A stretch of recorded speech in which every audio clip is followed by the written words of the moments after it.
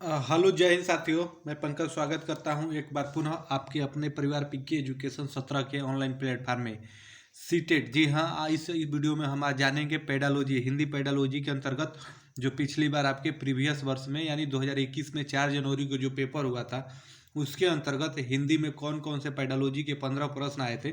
ये आपको पता है कि आप 50% आपके पेडालॉजी से प्रश्न आते हैं।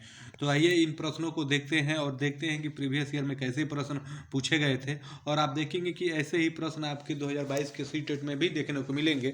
तो अंतिम समय में अगर आपकी तैयारी कुछ भी नहीं है तो प्रीवियस ईयर के प्रश्नों को, आप सभी प्रश्नों को अच्छे से एक बार देख लेंगे, समझ लेंगे तो आपके लिए उतना ही काफ़ी होगा, आप परीक्षा को आसानी से पास कर जाएंगे। तो आइए 4 जनवरी को हुए पेपर के अंतर्गत हिंदी पेडालॉजी के 15 प्रश्नों को देखते हैं कौन कौन से प्रश्न आपके पूछे गए थे। तो उसमें पहला प्रश्न को देखेंगे जिसमें पूछा गया था कि निम्नलिखित में से कौन सा लेखन कौशल का उच्च स्तर है। लेखन कौशल का उच्च स्तर आपको बताना है। तो आप देखेंगे कि सही वर्तनी, बच्चों को सही वर्तनी से यहाँ पे कोई मतलब नहीं है, तो ये आपका विकल्प नहीं होगा। संयुक्ताक्षर लिखना, संयुक्ताक्षर से भी कोई मतलब नहीं है। उसके बाद आप देखेंगे वाक्यों में कठिन जहाँ भी आ जाए तो ये नेगेटिव नकारात्मक शब्द है, तो आपका ये भी नहीं होगा। तो आपका एक बचा लेख लिखना है, यहाँ पे लेख बना लीजिएगा। तो ये लेख लिखना है, तो लेख लिखना ही इस विकल्प में सही होगा, क्योंकि आप देखेंगे कि लेख लिखने को अगर बच्चों को कहेंगे तो तभी उसको पता चलेगा कि उसमें वो कौन कौन सी त्रुटियां कर रहा है। तो इस प्रकार से देखेंगे तो आपका लेख लिखना इसमें आपका सही होगा। आइए वही दूसरे प्रश्न को देखते हैं। तो दूसरे प्रश्न में देखेंगे, पूछा है आप भाषा शिक्षक के रूप में पाठ्य सामग्री के किस स्वरूप को अपनाना चाहेंगे। अगर आप भाषा शिक्षक हैं तो पाठ्य सामग्री के किस रूप को आप अपनाना चाहेंगे, वही आपसे पूछा है। तो आप यहाँ पे नेगेटिव आपको छांटने आना चाहिए। अगर नेगेटिव आपको छांटने आएगा तो आपको ज़्यादा विकल्प और सारे विकल्पों पढ़ने की जरूरत नहीं पड़ेगी। आप एक बार सरसरी निगाह भी वहाँ पे डालेंगे तो आपको समझ में आ जाएगा प्रश्न के हिसाब से। तो आप देखेंगे भाषा शिक्षक के रूप में आपसे पूछा है कि पाठ्य सामग्री को क्या अपनाना चाहेंगे। तो आप यहाँ पे देख लीजिए, दो में अवधारणा है तो अवधारणा को आपको कभी नहीं अपनाना है। तो यहाँ पे आप देखेंगे ये दोनों विकल्प ऐसे ही खत्म हो जाएगा। और आपके बचे दो, तो दो में एक में देखेंगे आपका अमूर्त दिया है। तो अमूर्त की जहाँ पे भी बात की जाए तो बच्चे को अमूर्त मूर्त रूप से नहीं आपको बताना है। मूर्त रूप से आप बताएंगे तब जाके आपका वहाँ पे होगा। तो अर्थात ऐसे आपका देखेंगे विकल्प एक सही हो जाएगा। इसीलिए आपसे कहते हैं हम कि अगर आपने अभी तक हमारा टैग वर्ड वाला वीडियो नहीं देखा है तो आप वहाँ से जाके देख लीजिए। अगर आप उस वीडियो को देख लेंगे तो आप काफ़ी प्रश्न ऐसे ही हल कर जाएंगे, अगर आपकी तैयारी कुछ थोड़ी भी नहीं हुई होगी तो। आइए वही अगले प्रश्नों को देखते हैं। तो अगले प्रश्न में आप देखेंगे, आपसे पूछा है पियाजी के अनुसार भाषा अर्जन प्रक्रिया है, कैसी प्रक्रिया है आपको बताना है। तो वही साहचर्यजन्य है कि सुमेलन है, युक्तिजन है कि सामाजिक है। तो यहाँ पे भी आप देखेंगे, आपको ऑप्शन देखने से ही समझ में आ जा रहा है कि आपका कैसा होना चाहिए।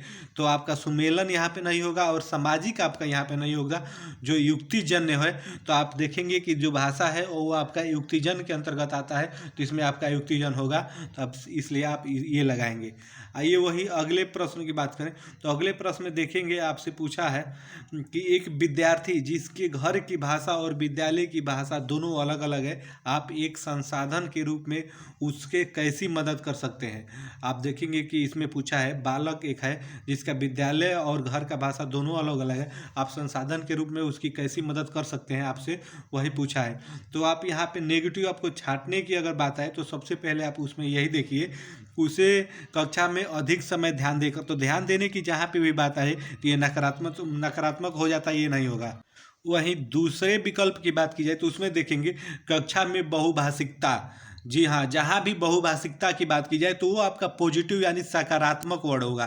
तो अब आगे इसमें आपको देखने की कोई ज़रूरत ही नहीं है, आपका यहाँ पे यही आपका सही हो जाएगा। तो इस प्रकार से आपको विकल्पों को छांट के भी आप आसानी से पेडालॉजी के प्रश्नों को हल कर जाएंगे। तो इसलिए आपका टैग वर्ड वाला पॉजिटिव नेगेटिव शब्दों को जानना आपके लिए काफ़ी महत्वपूर्ण है। तो आप वीडियो वो जरूर आप जाके देख लीजिएगा। आइए वही अगले प्रश्न की बात करें। तो अगले प्रश्न में देखेंगे, समग्र भाषा उपागम में भाषा अधिगम के लिए एक उपकरण के रूप में क्या उपयोग किया जाता है, आपको वो बताना है। तो क्रिया किया जाता है, साहित्य किया जाता है, बाल कविताएं किया जाता है, खिलौने किया जाता है। तो आप यहाँ पे विकल्प के हिसाब से भी जाएंगे तो आप आसानी से कर जाएंगे। आप देखेंगे कि इसमें आपका दिया हुआ है कि जो आप समग्र भाषा उपागम में भाषा अधिगम के लिए एक उपकरण के रूप में क्या उपयोग किया जाता है। तो आप अर्थात इसमें देख सकते हैं, इसमें आप देख सकते हैं जो साहित्य दिया है इसमें आपका विकल्प ये होगा। तो आप सोच रहे होंगे कि इसमें कैसे साहित्य होगा, तो आप देखेंगे कि साहित्य के अंतर्गत ही आपकी कहानी, कविताएं, कथाएं आ जाती है। तो आप साहित्य उपागम का ही प्रयोग करके आप बच्चे को भाषा उपागम समझाएंगे, तो आपका इसलिए इसमें ये विकल्प सही होगा। आइए वही अगले प्रश्न की बात करें, तो इसमें देखेंगे कुल भौतिक प्रतिक्रिया में किसकी केंद्रीय भूमिका होती है। आपको ये बताना है कुल भौतिक जो प्रतिक्रियाएं होती है उसमें केंद्रीय भूमिका किसकी होती है। शिक्षक की होती है, अभिभावक की होती है, परिवार की होती है, विद्यार्थी की होती है। आपको इसमें ये बताना है। तो आप देखेंगे कि जो भौतिक प्रतिक्रियाएं होती है उसमें शिक्षक की अहम भूमिका होती है। तो आपका विकल्प ये सही होगा। आइए अगले प्रश्न की बात करें, तो अगले में देखेंगे, अगला प्रश्न आपसे पूछा है राष्ट्रीय पाठ्यचर्या रूपरेखा 2005 के आधार पर पठन कौशल से क्या तात्पर्य है। जी हाँ, राष्ट्रीय पाठ्यचर्या रूपरेखा 2005 आप देखेंगे ऐसा टॉपिक है जहाँ से आपके प्रश्न बनने ही बनने हैं। तो अभी तक आपने इस टॉपिक को समझा नहीं है, देखा नहीं है, तो हमने सेपरेट वीडियो अपने चैनल पे डाला हुआ है इसका भी, तो आप वहाँ से जाके उस वीडियो को देख लेंगे। तो आपका जो ये राष्ट्रीय पाठ्यचर्या रूपरेखा 2005 है आप आसानी से क्लियर कर जाएंगे।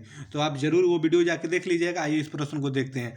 तो शुद्ध उच्चारण करना, अक्षरों को पढ़ना, समझ के साथ पढ़ना, कठिन वाक्यों को पढ़ना, आपको इसमें ये बताना है। तो आप देखेंगे विकल्प से भी आप यहाँ पे समझ सकते हैं। शुद्ध उच्चारण करना ये कोई मतलब नहीं रहा है बच्चे के लिए, अक्षरों को पढ़ाना भी नहीं है, उसके बाद कठिन वाक्यों को पढ़ाना भी नहीं है, उसके बाद आप यहीं पे देख सकते हैं समझ के साथ पढ़ना, एक ही विकल्प बचा। तो इसलिए आपको negative positive word, tag word आपके लिए काफ़ी महत्वपूर्ण हो जाता है। बार बार बोल रहे हैं, आप टैग वर्ड का वीडियो एक बार देख लेंगे तो आप पढ़े भी थोड़ा भी नहीं रहेंगे, तो आप आसानी से अपने माइंड प्रेजेंट ऑफ माइंड का इस्तेमाल करके प्रश्नों को सही कर जाएंगे। तो आइए वही अगले प्रश्न को देखते हैं। भाषा की पाठ्य पुस्तक का शैक्षिक पक्ष क्या है। आपका शैक्षिक जो पक्ष होता है वो बता रहा है पाठ्य पुस्तक की, भाषा की पाठ्य पुस्तक की। तो पुस्तक की वर्तनी है, पुस्तक में चित्रों का स्थान, विषय वस्तु का चयन, वर्तनी एवं चित्र सज्जा के साथ उत्तम विषय वस्तु। अगर आपको इस प्रश्न में समझ में नहीं आ रहा है कि कौन सा विकल्प सही होगा, तो पहले ही आपको मैंने बताया है कि जहाँ पे भी आपको समझ में ना आए तो जो आपके चारों विकल्पों में से जो आपको सबसे बड़ा लगे आप वो मार दीजिएगा। तो आप देखेंगे कि 99% है कि आपका वो सही हो जाएगा। तो उसके कड़ी में आप देखेंगे तो यहाँ पे वही विकल्प होगा, वर्तनी एवं चित्र सज्जा के साथ उत्तम विषय वस्तु। तो इसलिए आप जहाँ समझ में ना आए बड़ा वाले विकल्प को आप आंसर कर देंगे। आइए वही अगले प्रश्न को देखते हैं। स्टीफन क्रेसन के अनुसार कौन सी अचेतन प्रक्रिया है। अचेतन प्रक्रिया आपको बताना है, सीखना है, अर्जन है, सुनना है, संप्रेषण है। आपको स्टीफन क्रेसन के अनुसार आपको ये बताना है कि कौन सी अचेतन की प्रक्रिया है। तो इसमें आप देखेंगे कि जो आपका अर्जन करना है इनके अनुसार वो आपका देखेंगे तो अचेतन की प्रक्रिया है, आप ये ध्यान में रखेंगे। आइए वही अगले प्रश्न के देखते हैं। तो इसमें देखेंगे बैगोस्की के अनुसार जो बच्चे व्यापक उपयोग करते हैं और अन्य बच्चों की तुलना में जटिल कार्यों को अधिक प्रभावी ढंग से करते हैं तो उसको क्या कहा जाएगा। आंतरिक भाषण कहा जाएगा, व्यक्तिगत भाषण कहा जाएगा, निजी भाषण कहा जाएगा, मौन भाषण कहा जाएगा। आपको इसमें से ये बताना है। तो जो आपका निजी भाषण है वो इसमें आपका विकल्प सही होगा। तो इस प्रकार से देखेंगे बैगोस्की को भी अभी तक ने आप समझा नहीं है तो इनका भी हमने सेपरेट वीडियो अपने चैनल पर डाला हुआ है। तो आप वीडियो जाके 5 से 7 मिनट की वो वीडियो है, आप देख लेंगे तो बैगोस्की से आपके सारे डाउट खत्म हो जाएंगे। तो आइए वही अगले प्रश्न की बात करें। तो 12वें प्रश्न में देखेंगे आपसे यहाँ प्रश्न बना है कि जब बच्चे या तो खुद से बात करते हैं या किसी ऐसे व्यक्ति की खुशी के लिए जो उस समय चल रही गतिविधियों में शामिल है तो वह किस तरह की भाषण में शामिल है, आपको ये बताना है। तो सामाजिक भाषण में शामिल है, निजी भाषण में शामिल है, आत्मकेंद्रित भाषण में शामिल है कि व्यक्तिगत भाषण में शामिल है। आपको इसमें से ये बताना है कि वो किस तरह के भाषण में शामिल है। तो आप देखेंगे कि जो निजी भाषण है उसमें आप ये शामिल हैं, तो आपका विकल्प ये सही होगा। आइए वही अगले प्रश्न की बात करें। तो इसमें देखेंगे बैगोस्की के अनुसार बच्चे में भाषा का विकास कब होता है। वाइगोत्स्की के अनुसार आपको बताना है कि भाषा का विकास बच्चे में कब होता है, जब वे दूसरों के साथ बातचीत करते हैं तब होता है, कि जब वे भौतिक वस्तुओं से बातचीत करते हैं तब होता है, कि जब वो स्वयं से बातचीत करते हैं तब, कि जब वो चुप रहते हैं तब होता है। तो आपको ये इसमें बताना है। तो आप विकल्प के हिसाब से ही अगर आप थोड़ा सा प्रेजेंट ऑफ माइंड लगाएंगे तो आप आसानी से इस प्रश्न को हल कर जाएंगे। तो आप देखेंगे नेगेटिव पहले छांटने की बात का है, तो वहाँ पे देखिए, तो जब वे चुप रहते हैं तो ऐसा नहीं है, बच्चे को कभी चुप रहने नहीं देना है, तो आपका ये विकल्प सही नहीं होगा। जब वो स्वयं से बातचीत करते हैं तो छोटा बच्चा है, स्वयं से बातचीत करेगा नहीं, तो आपका इसमें ये विकल्प हो जाएगा। भौतिक वस्तुओं के साथ बातचीत, भौतिक वस्तुओं के साथ बातचीत आपकी नहीं हो सकती, तो आपका इसमें यह विकल्प नहीं सही होगा। तो आप देखेंगे कि अब एक ही विकल्प बचा, जब वो दूसरे के साथ बातचीत करते हैं, तो अर्थात आपका विकल्प आसानी से ये सही हो जाएगा। तो इस प्रकार से आपको नकारात्मक सेंटेंस, नकारात्मक वर्ड को छांटने आना चाहिए। उसके बाद आप देखेंगे कि आप पेडालॉजी के प्रश्नों को आसानी से हल कर जाएंगे। आइए अगले प्रश्न को देखते हैं। तो अगले प्रश्न में देखेंगे, निम्न में से कौन सा कथन नॉन चॉम्स्की के द्वारा प्रस्तावित भाषा अर्जन के सिद्धांत पर लागू नहीं होता है। लागू नहीं होता है आपको वो बताना है, जो लागू इसमें नहीं होता है आपको वो बताना है। तो अर्थात आपको इसमें नेगेटिव बचाना है। तो आप देखेंगे कि बच्चे के वातावरण की मुख्य भूमिका है, आप यहाँ पे खुद देख सकते हैं बच्चे के वातावरण में की मुख्य भूमिका है, तो यहाँ पे ये नहीं होगा। तो इस प्रकार से आप देखेंगे कि ये सही हो जाएगा डायरेक्ट ऐसे ही। तो इस प्रकार से है। आइए वही अगले प्रश्न को देखते हैं, अंतिम प्रश्न को। ये 4 जनवरी 2021 को जो आपके सीटेट की परीक्षा हुई थी, उसमें जो आपके हिंदी के अंतर्गत पेडालॉजी के 15 प्रश्न आए थे, उन्हीं 15 प्रश्नों को हमने इस वीडियो में लिया है। आइए अंतिम प्रश्नों को देख लेते हैं। निम्नलिखित में से कौन सा कथन पियाजे के अनुसार सही है। पियाजे के अनुसार आपको बताना है कौन सा सही है। तो पियाजे जी बताए हैं कि विचार भाषा से पहले आता है। तो जी हाँ, ये पहला ही कथन जो है वो सही है इसमें। और वही आप देखेंगे वाइगोत्स्की जी की जहाँ बात आ जाए, वाइगोत्स्की के अनुसार कौन सा कथन सही है, तो वहाँ पे आप देखेंगे कि जो भाषा विचार से पहले आता है, तो वाइगोत्स्की ने पहले भाषा की बात की है। तो वाइगोत्स्की का पूछे तो पहले भाषा लगाएंगे, और आप जीन पियाजे का पूछे तो पहले विचार लगाएंगे। तो इस प्रकार से इसमें आप देखेंगे ये विचार सही हो गया। तो इस प्रकार से ये देखेंगे कि 4 जनवरी 2021 को जो सीटेट हुआ था, उसमें हिंदी के अंतर्गत जो 15 पेडालॉजी के प्रश्न आए थे, उन प्रश्नों को हमने इस वीडियो में लिया है। इससे पहले भी हमने 2-3 वीडियो डाला हुआ है अलग अलग दिनों का। तो आप वहाँ से जाके इन सारे प्रश्नों को एक बार देख लेते हैं, पेडालॉजी के प्रश्नों को, और एक बार अच्छे से समझ लेते हैं। तो पेडालॉजी को प्रश्नों के लिए आपको अलग से तैयारी करने की नहीं पड़ेगी।